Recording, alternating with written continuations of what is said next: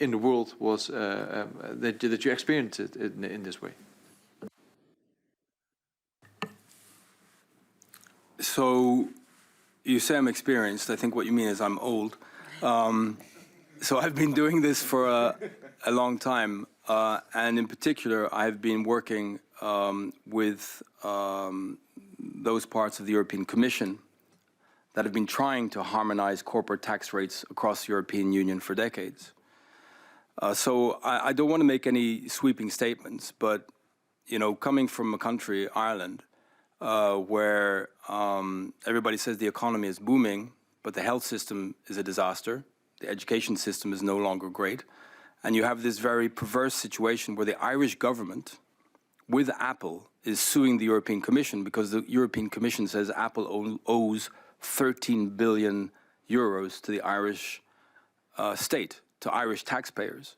So to have your country go to court to say, no, we don't want this money, that's part of those practices of attracting foreign direct investment and awarding very, very low tax rates to big tech companies in particular, US tech companies, such as the Dutch government offering a tax rate of 25% on 1% of global profits.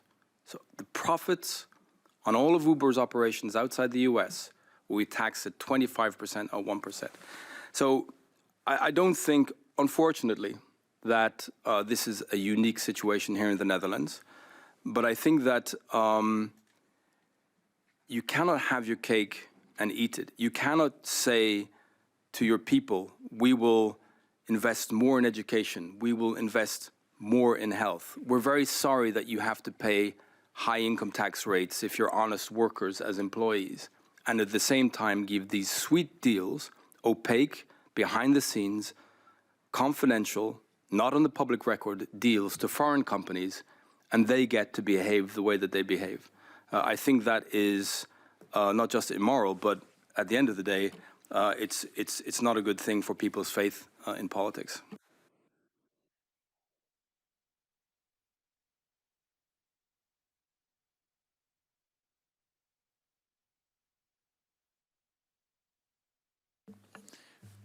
These statements are really clear, and I agree. And what role do you think the contacts play? Because there are a lot of informal contacts between people on a working level, you could say. Informal meetings in which you get information that you probably shouldn't have got. But you also have the interaction higher up. We have a formal Euro Commissioner, Neelie Kroes, who played an important role. What can you say about her role in this whole process? How important was that?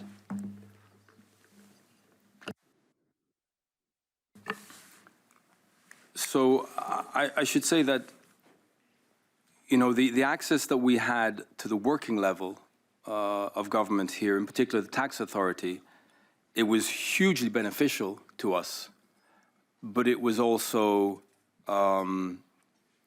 something that other companies don't have. Dutch companies don't have that sort of access or insider information. So it was unfair. Just as our access to the highest levels of government here and elsewhere was unfair. Now, why did we have that access? In those days, Uber was considered as the hottest thing on the planet, very sexy. If you were associated with Uber, you were very proud. Drivers, I remember drivers coming in to be onboarded in our offices on Vijzelstraat in Amsterdam. We gave them iPhones, we gave them hoodies, and we told them that they're part of the company. And we made them feel special. And then we lied to them.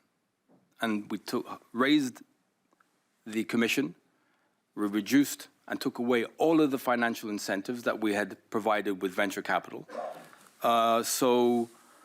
We said to investors, invest money in Uber and you get huge profits in a very short time. We said to customers, get an Uber, it's the best way to get around your city, the cheapest, cheaper than taxi, clean, comfortable, it's great. And we said to drivers, you can make a really good living if you come onto Uber. You cannot say those three things. The economics don't add up. So we were always going to be lying to one of those three communities, and it was the drivers. that suffered. We had the disproportionate unfair access to power, not just because we were on the front pages of the newspapers for good reasons or bad reasons, but because we had $10 billion of venture capital funding. So if these big tech investors in Silicon Valley are giving these young guys $10 billion, then they must know something, and this must be really something to be a part of. But we were also getting the address books of our lawyers, of our bankers, of former this, former that, former elected officials. We were paying a lot of lobbyists. We were paying $90 million just on lobbying alone in 1 year. So we had influence. We had the influence from our friends, our investors. We had the influence that only money can buy. And again, this was unfair. I'm not sure local Dutch startups had that sort of access to ministers, prime ministers, commissioners of the tax authorities. And that's what I say, that before Uber ever existed, there was corruption in the world. There was corruption in Europe. There was corruption here in the Netherlands. And since Uber has existed, there has been corruption.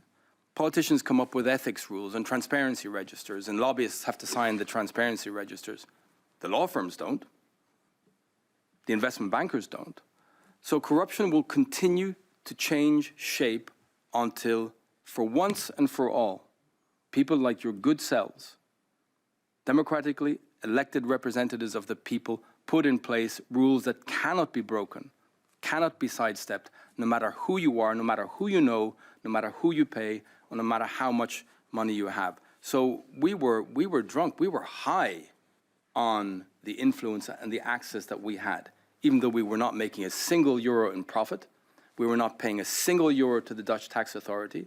We created 70, 80 jobs in our headquarters in Amsterdam, but the red carpet was probably redder and longer than it's ever been for a member of the royal family. So I'm saying that we didn't invent the system, but we were able to, and we were allowed to exploit it.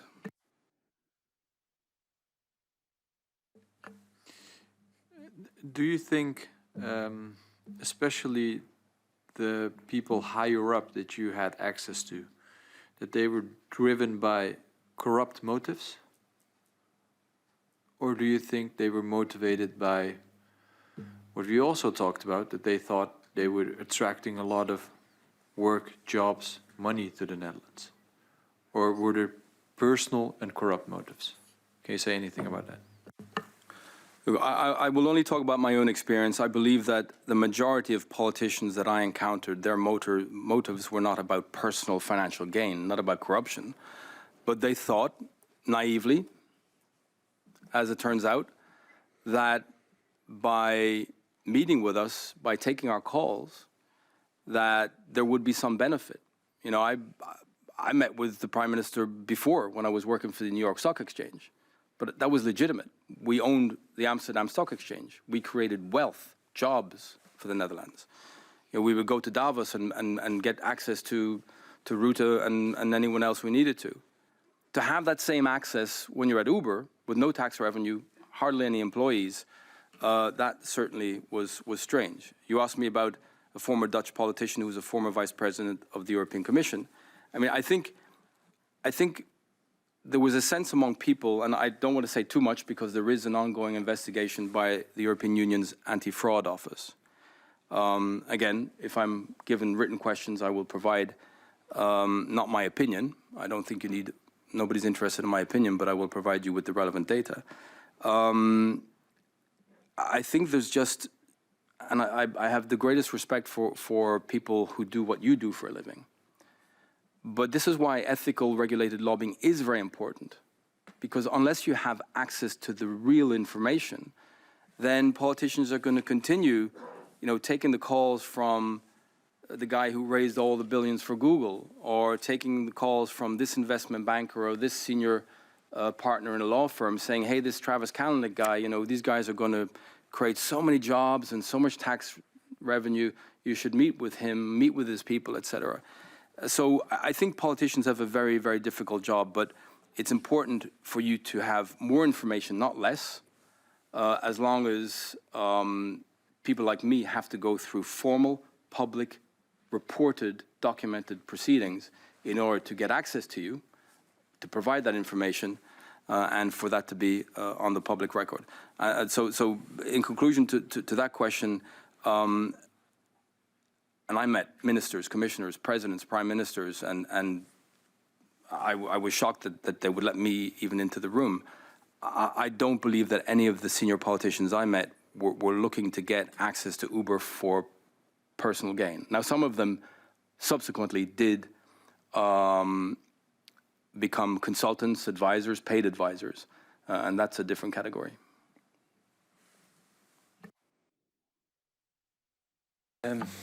Yeah, maybe one last question. Because you also talked about transparency and registers. How could this, the lobbying and everything around this, how could this have been signaled earlier, or could have been prevented, or what is your take on that?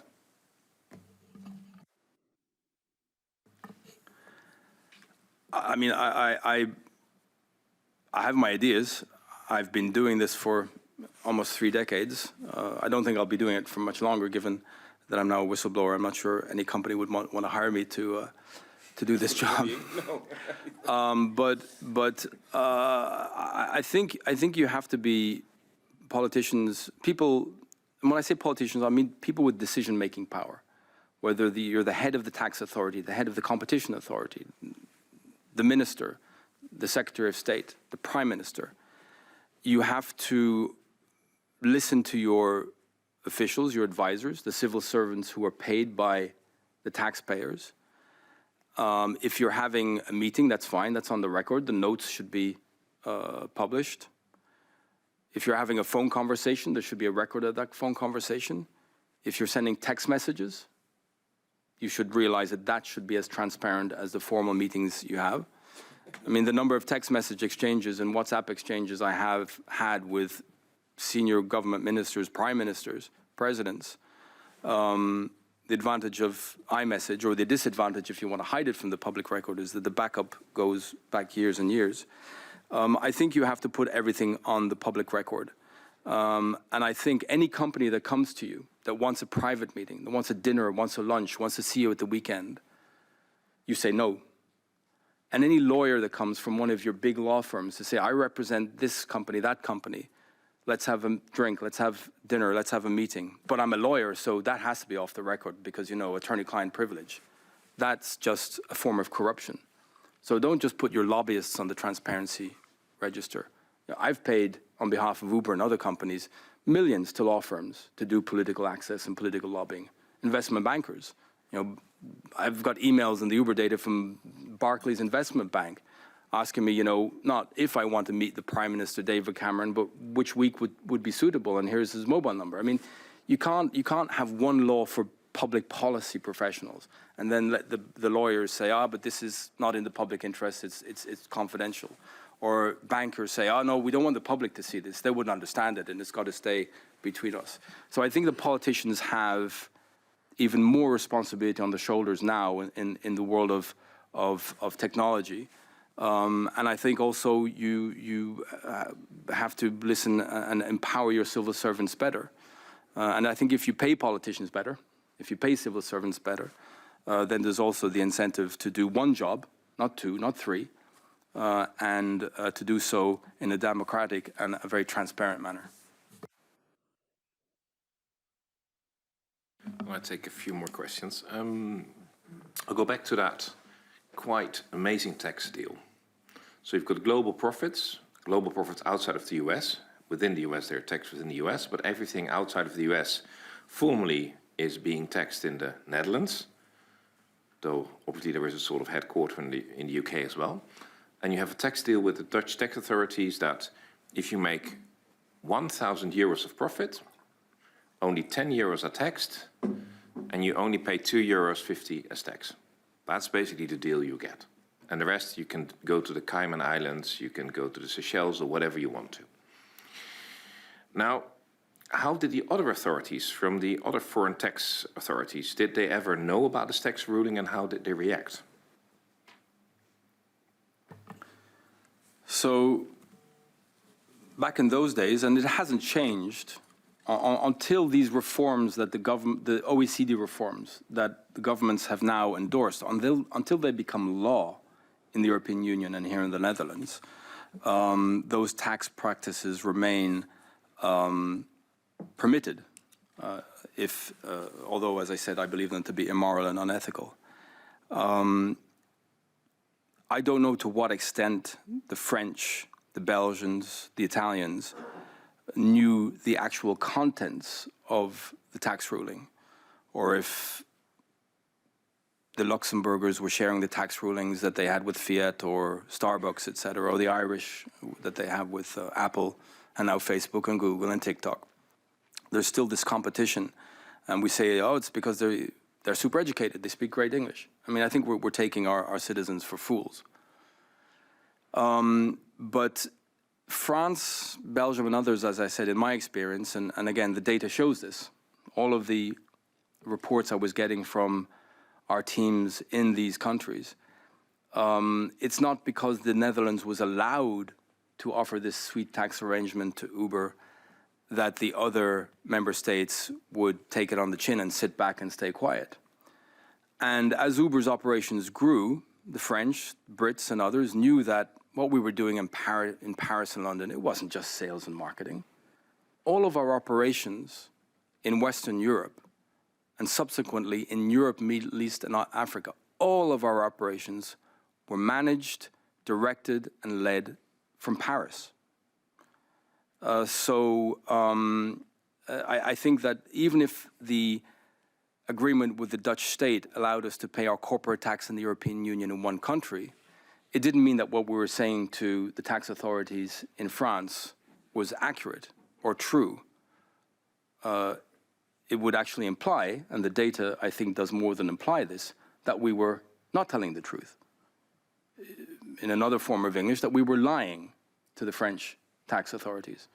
Now, I think that's, of course, not the problem for this finance committee or for the Dutch government, but because you had these smaller member states like the Irish, the Dutch, the Luxembourgers, that were so good at negotiating these sweet tax deals, the bigger member states such as France, the southern states, Italy, Spain, they were angry that all these big tech firms in particular with huge potential were going to the small member states, and they were putting up a lot of opposition, I think, on a day-to-day basis. And I think that's why when you read these meeting reports that we got from the debriefings that we had on a regular basis from the Dutch tax authority, that's where you see who is happy, who is not, what did the French want on a particular day, in a particular month, what did the Belgians want. And that's why, I think that it was destabilizing for the European Union to allow the member states to have this tax competition against each other. And I hope that the OECD rules come into enforcement very soon.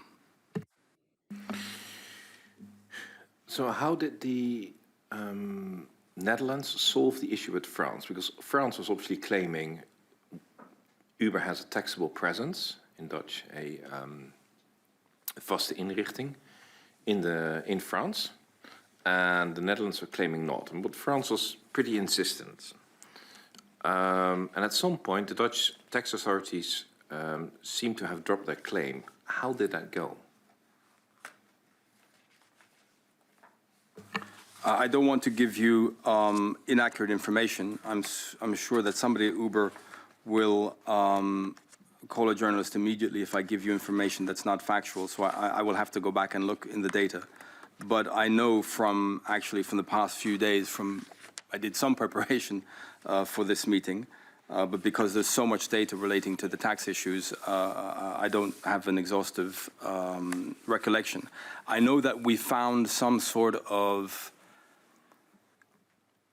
montage, some sort of technique, some sort of ploy to try and keep the French quiet by increasing the payments that we would make to the French company, Uber France SAS, so that there would be perhaps a small level of taxable income from a corporate tax perspective but it was peanuts compared to what Uber, not only what Uber was generating in revenues in France or generating profits in France today, but generating in profits in France at the time, despite being called illegal by the government. But again, if I know the data does have precise answers on that that we received from the Dutch tax authority. Now, the Dutch tax authority didn't receive emails from the French and then just press forward to the tax guys at Uber BV. It was during formal meetings, during phone conversations, and informal meetings that the information was provided, and then that was very diligently put in writing by our people so that we would have a formal record of it. Because we needed, our team in France needed to know what to say to the French tax authorities because they were also raiding our offices. You know, we didn't just hit the kill switch in Amsterdam. We had kill switches all over the place because if it wasn't the transport police, it was the tax authorities. If it wasn't the tax authorities, it was the anti-fraud squad. And if it wasn't them, it was some other part of government. So having to hide data from law enforcement was more of a daily practice, unfortunately. And so Uber was not only aware of what was going on, obviously, between the two tax authorities, but was actively involved in creating the solution?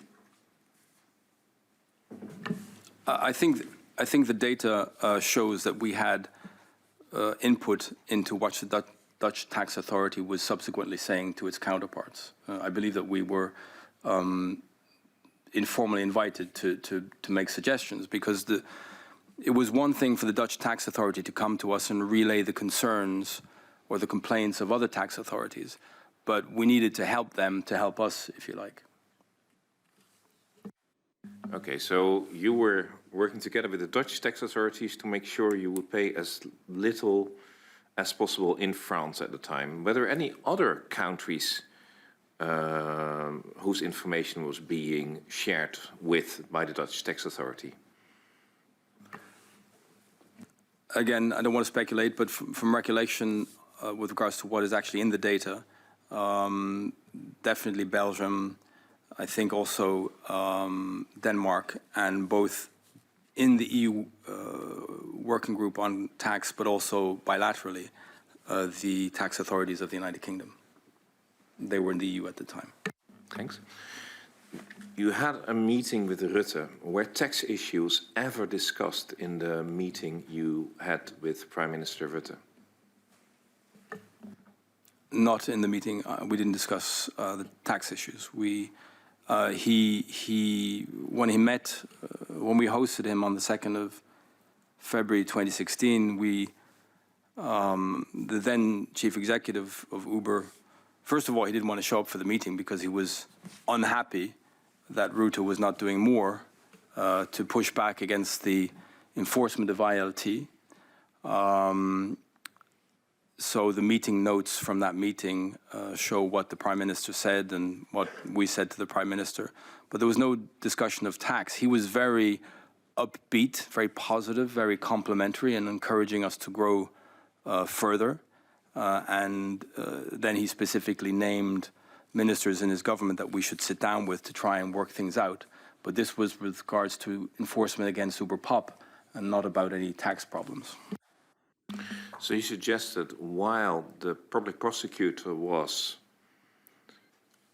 investigating Uber for being a criminal organization, he suggested that Uber would have to sit down with Dutch ministers to solve the situation. Yes. This is really incredible. This is Again, I have to. I would encourage you, Chair.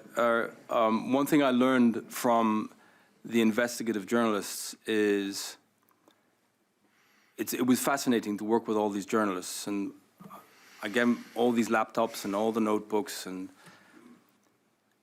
I help them to navigate, of course. But investigative journalists, they look through stuff and they decide what they think is in the public interest. So a lot of those things they found were published in articles. Some wasn't. because either it would make headlines, but it was not necessarily in the public interest, or they simply didn't have the time and the resources to go through things in depth. But the point I want to make is that the investigative journalists from The Guardian and other media organizations told me, so it's not what, referring to me, Mark, it's not what you think happened that matters.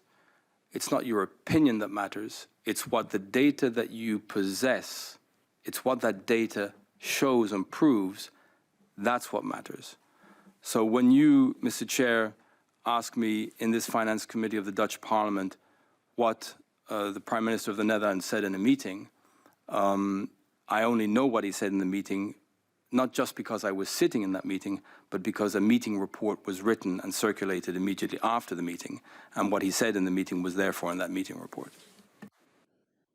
Thank you. I think I will ask for that meeting report. I'm looking to the members whether there's any last question or anything I want to ask. I'm thinking myself, Mr. Dassen. No, okay. Is there any points which there's one point which I think I would still want to ask one thing about. Ms. Kroes, for 18 months after leaving the European Commission, had a prohibition to lobby. And that's a very clear legal prohibition inside the EU. You were asking for clear rules. There are very few clear rules. Well, that clear rule was actually pretty clear. And she twice asked for it to be lifted. But the president of the then Commission said to Ms. Kroes, no, it will not be lifted. Can you elaborate what she did for Uber in the 18 months in which you knew she was prohibited from lobbying? Did you go out for dinner with her? Did she ask things? Did she lobby politicians for you? What kind of help did she provide to Uber in that time?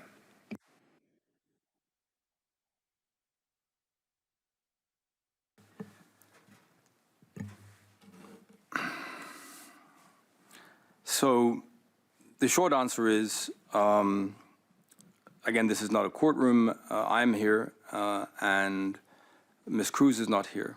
And strangely, although we used to talk on a very regular basis, I have no news from her since July 2022. Notwithstanding all of that, as the EU Office for Anti-Fraud, their investigation should show, depending on how long it takes them, it should show the evidence, which is emails, text messages, etc., that started in both directly with Ms. Kroes or via her then Chief of Staff around late spring, early summer of 2014. The Code of Conduct of Commissioners, it's been revised since, but the one that was applicable to her was 18 months. Now, I have to say that it was one rule applied to the women and one rule applied to the boys. Other commissioners didn't get as much abuse from President Juncker or as many obstacles as she did. But the main point is, did she, yes or not, breach that code of conduct? It's not for me to say. I'm not an expert. I have provided the data to Olaf. I hope they do a good job. I hope they do a quick job. The slight complicating factor is that they report to the European Commission. So if they act as an independent agency, then they should be allowed to publish information which is potentially embarrassing to the European Commission, but that's for them to ultimately to decide. But the reason that I'm also hesitating is that Ms. Kroes did have a formal role, I believe an unpaid role, as appointed by Prime Minister Rutte as Special Envoy for Startups. Yeah. And you then have to decide, was she wearing a hat as Vice President or former Vice President of the European Commission, or was she wearing the hat of Special Envoy? And similarly to what the Dutch tax authority was doing, did she believe it was her job to do everything in her power to help Uber and give Uber access and lobby for Uber, etc.? I think that's a question for others to answer. But I certainly benefited from a very close, regular relationship and contact with former Vice President Cruz during my time at Uber. As I say, the relationship predated me and survived me since I resigned from the company. So I know I'm giving you a long Irish answer to a very direct Dutch question, but I would invite you to put any specific requests in writing, and I will then do my democratic duty. I will happily do that. I just have one more question there. And the reason I'm doing that is I don't believe there were different rules for the boys and the girls, because I personally know John Daly, who resigned from the same commission. Yeah, stop laughing. I did some research in Malta, and I've had some interesting shouting match with him as well. So don't you worry that there were only girls doing naughty things over there. I do insist, because Uber was anything but a startup. I mean, you just said they had 10 billion seed capital, and at the time you were having contact, Uber had a value of well over 50 billion. And whatever you think is a startup, it would have been, I think, the second or third company on the Dutch stock exchange, so it wouldn't qualify as a startup by any definition I know of. So apart from leaving this aside, can you sort of elaborate a little bit what kind of context you had? So it doesn't matter whether you see her as an envoy or what, but can you sort of elaborate of what she was doing at the time?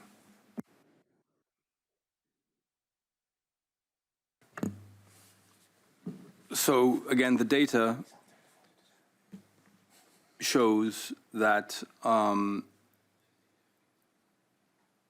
she was very helpful in acting as an intermediary with senior levels, the most senior levels of the Dutch government at the time. So she was acting as an intermediary to a number of ministers and under ministers, if I understand this? Yes. And also to the ILT or to the public prosecutor? No, again, my lawyer hasn't grabbed my arm yet, so I'm inviting her to grab my arm if I should stop talking.